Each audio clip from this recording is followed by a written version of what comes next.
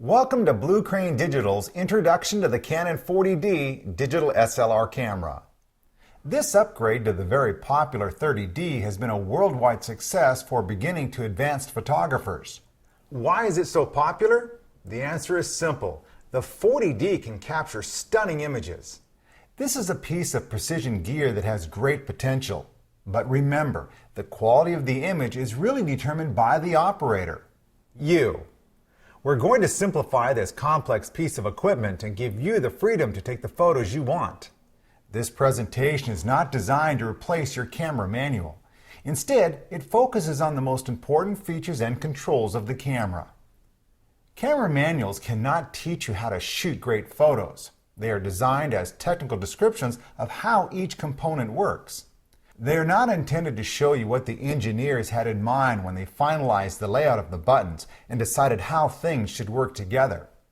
Compare the camera manual to the owner's guide in the glove box of your car. You wouldn't dream of teaching yourself to drive just by reading it, would you? So think of this presentation as a mini driver's education course for your camera. This presentation is broken down into 4 main sections. They closely follow a ritual we'll give you for preparing and shooting with your camera. We will begin by discussing a structure for using the camera. Second, we will help you understand the components of the camera and give you the basic tools you need to improve the quality of your images. In the third section, we'll address the advanced features of your camera and see how they work together to create a correct exposure.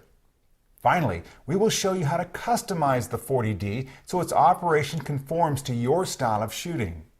As you watch, be sure to have your camera and the DVD remote close at hand. As we proceed through the camera settings, pause the presentation to test them out for yourself. In addition, try the exercise we offer in the second half of the presentation. This will help you make the 40D an extension of your eyes and hands. Here's a tip that can make learning this camera easier. Your camera comes with a manual. It can be carried in your bag, but the print is small and finding specific topics can be difficult. For me, the manual is much more useful if it's larger and easier to read. The manual can be downloaded from the Canon website in PDF format. Canon has posted this material in several places. Since the file is in PDF format, you'll need Adobe Reader to open it. Next, select the File Print option from your browser. In the Printer dialog box, select Fit to Printer Margins. This will allow you to print a larger copy of this manual. So let's get started. In about 90 minutes, you'll have the skills to take better photos. If you're moving up to a digital SLR from a point-and-shoot camera, all the buttons and menus may seem like a jumble.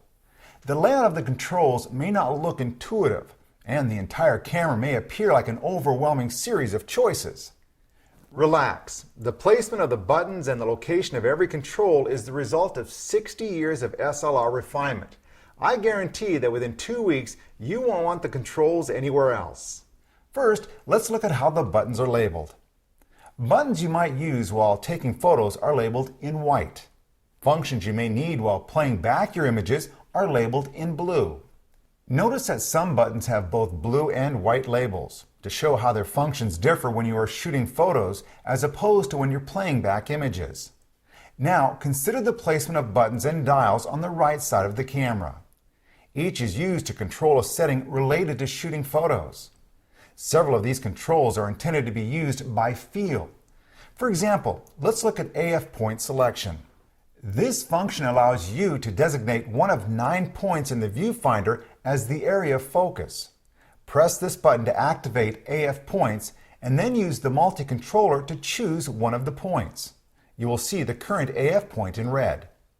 With practice, you'll be able to make your selection without taking your eye away from the viewfinder.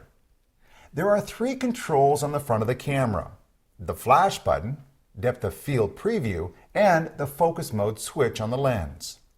These are the only controls you would access with your left hand while looking through the viewfinder.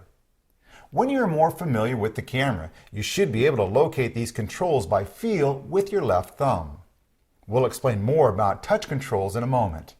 For now, just remember that once you raise the camera to your eye, you'll be able to make final adjustments and then press the shutter release, all without taking your eye away from the viewfinder. Now, look at the left side of the back of the camera. These are controls that you might use before you look through the viewfinder or after you take the shot. These include the menu button, picture styles, info, playback, and erase. As you get more familiar with the camera, we encourage you to think of using it like you would drive a car. An experienced driver can pull out of a parking lot and into traffic without ever taking her eyes off the road. Her hand can find the gear shift and the turn signal automatically. She turns the steering wheel without ever looking at it. Instead, she judges when to straighten out by the reaction of the car. The sound of the engine revs tells the driver when it's time to shift, which again, she can do without looking.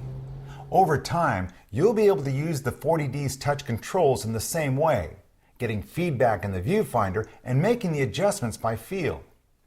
As you learn more about the camera, you'll come to understand why these particular settings were designed to be used by touch. One of the main controls to consider when preparing to take pictures is the exposure mode dial. This is where you turn your camera on full automatic control and forget it.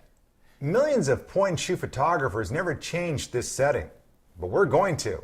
First, we'll divide the shooting modes into groups so they make more sense. When you set the camera on full automatic, it does 4 things for you.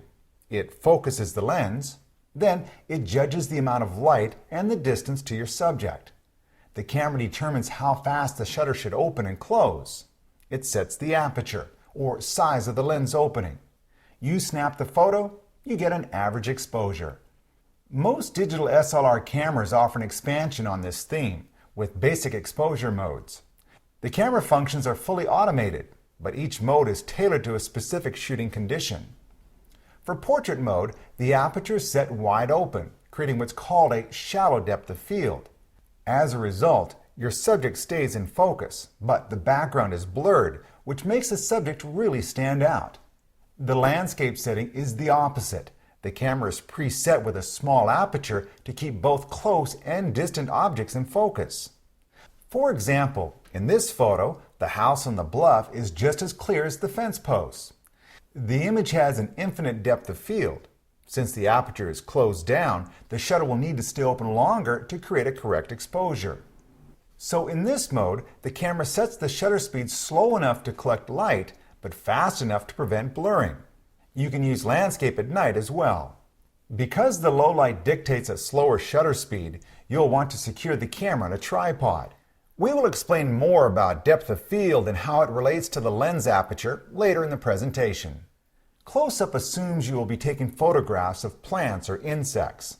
This setting will allow you to take clear photographs within several inches of your subject.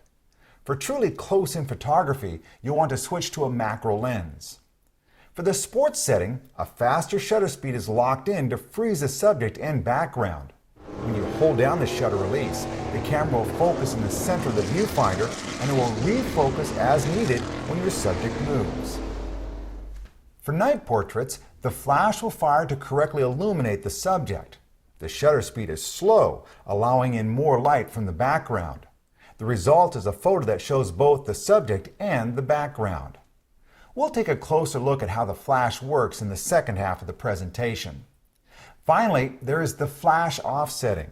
This is just like full automatic, except that the flash will not fire. Just think of these settings as flavors of full automatic. You'll get slightly less average photos, but still average. Canon has done a great job of giving you settings that will usually be close to what you want. You can use these settings anytime to get clear photographs, but you can take more control of the camera and produce extraordinary images with the other side of the dial, which Canon calls the creative zone. The camera will still compensate to give you great exposures, but you can get better images by making choices based on the situation. The creative zone choices are program, time value, aperture value, manual, automatic depth of field, and the 3 camera user settings. We will explain how these settings work and when you'd want to use them in a few minutes.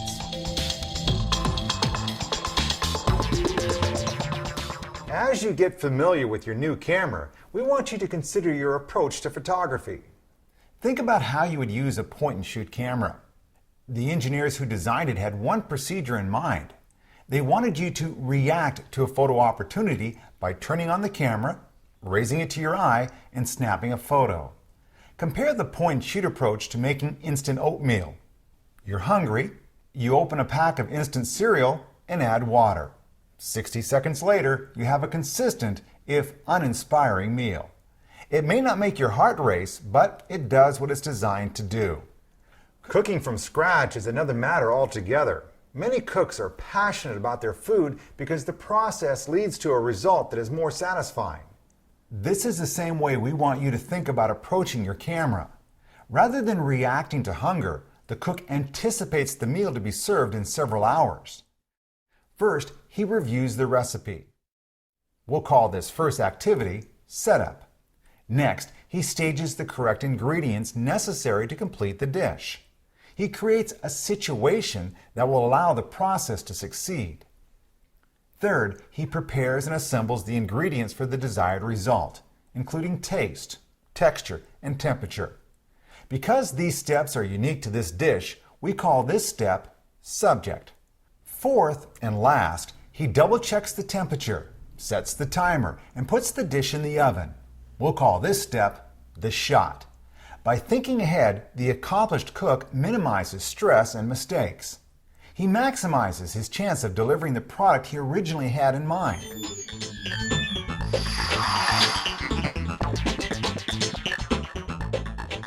If you ever have the chance to follow a professional photographer around, the first thing you'll notice is the good ones are ready to take a shot at a moment's notice. This means that the photographer is spending his time and energy seeing the subject, making decisions about composition and exposure, and making active choices to get the desired image. The professional won't be looking at the dials or menus, trying to locate the correct control, or trying to change a setting before the moment disappears. If you adopt the structure we're about to describe, neither will you. New users of the 40D can be overwhelmed by all the choices that are available, especially in this LCD monitor. Using the custom functions allows you to set up the camera in millions of combinations. Here is the first thing you need to know. Most of the time, you will never have to look at the menu system when you're shooting. Just like the station presets for your car radio, many of these menu options are for personal preferences. Most likely, you will only set them up once. In order to gain control of the camera, you have to prepare it before you go out for a shoot. Look over the menus and custom settings for functions that fit your style of shooting. Check to see if the current settings will complement the situations you expect to encounter while shooting. If you haven't used the camera for a week or so, reacquaint yourself with all of its controls. This first step gets the camera 90% of the way towards shooting great photos. Make this task a habit, a ritual if you will, and you will greatly simplify the settings to be managed when you arrive at your destination. Just like the cook reviewing his recipe, these are settings we'll review long before we are ready for the shot. We call this step of our ritual setup. It not only allows you to review all the settings and dials, but it gets your mind actively engaged in the process you are about to perform, capturing great images to share with your family and friends.